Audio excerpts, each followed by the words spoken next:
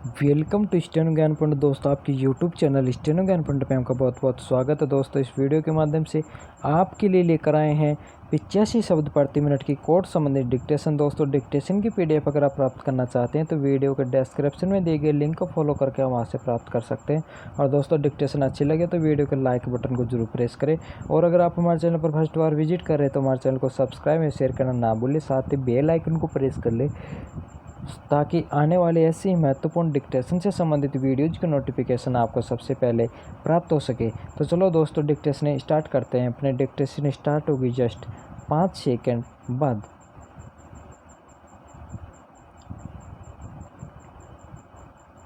Yes start. इस उपबंध से यह दर्शित होता है कि तार यंत्र से तार द्वारा पारेषण के लिए प्रयुक्त या प्रयोक्तव्य ऐसा कोई भी साधन, उपकरण, सामग्री या यंत्र अभिप्रेत है, बल्कि इसके अंतर्गत वैसा ही यंत्र भी आता है जिसमें विद्युत चुम्बकीय उत्सर्जनों, रेडियो तरंगों अथवा हर्ट्ज़ी तरंगों का प्रयोग किया गया हो। विराम। इस स्पष्टीकरण से यह दर्शित होता है कि इस उपबंध के अंतर्गत क्या आता है। विराम। इस प्रकार तार यंत्र रखने का अनन्य अधिकार केंद्रीय सरकार में निहित किया गया है। विराम। चूँकि तार यंत्र के अंतर्गत न केवल एक सामान्य तार यंत्र ही आता है, बल्कि उसके अंतर्गत टेलीफोन या रेडियो या वायरलेस बेतार पेट भी आता है।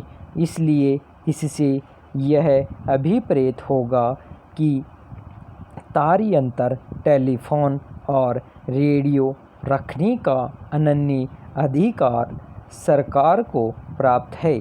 विराम। जैसा कि पहले ही कहा जा चुका है, इस विशेषाधिकार को टेलीफोन या रेडियो रिसीवर रखने के प्रयोजन के लिए पर्याप्त रूप से शिथिल कर दिया गया है।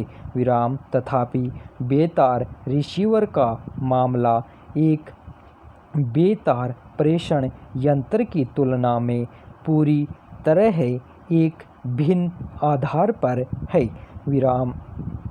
अधिनियम से यह स्पष्ट है कि एक सामान्य तार यंत्र भी इस अधिनियम द्वारा नियंत्रित होता है, जिसके साथ कोई व्यक्ति बेतार के दूसरी ओर बैठे व्यक्ति से बातचीत कर सकता है।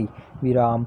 रेडियो प्रसारण केंद्र का किसी भी बात के संचार के लिए उपयोग किया जा सकता है, क्योंकि उसमें प्रेषण यंत्र और ग्राहक यंत्र रिसीवर के बीच किसी तार की अपेक्षा नहीं होती, जैसी कि बेतार के मामले में आवश्यक होता है।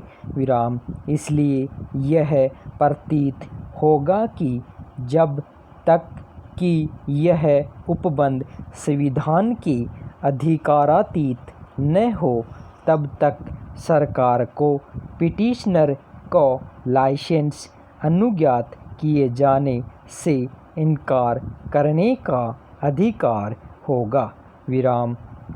इसी प्रश्न की बाद में एक दूसरे दृष्टिकोण से परीक्षा की जाएगी, किंतु फिलहाल यहाँ केवल अधिनियम के प्रति ही निर्देश किया जा रहा है। विराम। पैरा। जैसा कि ऊपर किए गए विचार विमर्श से प्रकट होता है, यह विधि सरकार का पिटीशनर को प्रसारण लाइसेंस देने से इनकार करने के लिए हकदार बनाती है। विराम। इस प्रकार लाइसेंस प्राप्त करने के लिए पिटीशनर को यह दर्शित करना होता है कि उसके मूल अधिकार का अतिलंघन हुआ है अथवा केंद्रीय सरकार को धन्य विशेषाधिकार अनुदत करते हुए अधिरोपित निर्बंधों संविधान के अधिकारातीत हैं। विराम। इस प्रश्न का प्रथम पहलू यह है कि क्या प्रसारण का अधिकार संविधान के अनुच्छेद 19(1) के द्वारा गारंटीकृत वाक और अभिव्यक्ति स्वातंत्र्य के अंतर्गत आता है। विराम। प्रथमतः यह प्रतीत होता है कि वाक स्वातंत्र्य और अभिव्यक्ति स्वातंत्र्य का प्रसारण के साथ कोई संबंध नहीं है। विराम। इस तथ्य से कि किसी व्यक्ति के पास कोई बेतार प्रेषक यंत्र नहीं है, यह अभिप्रेत नहीं है कि उसके वाक स्वातंत्र्य का अतिलंघन हुआ है।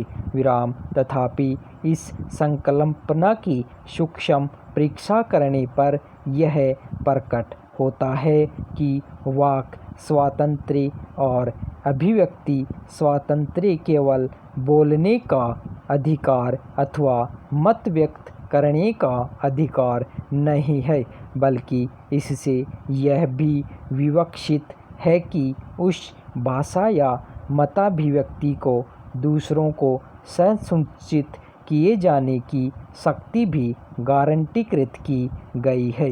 विराम। यदि किसी व्यक्ति को कारागार की कोठरी में बंद कर दिया जाता है तो वह उस कोठरी में बोल सकने और अपने विचारों को प्रकट कर सकने में समर्थ हो सकता है, किंतु यह नहीं कहा जा सकता कि वह स्वतंत्र बोलने, वाक और स्वतंत्र मत व्यक्त करने के अधिकार का उपभोग कर रहा है।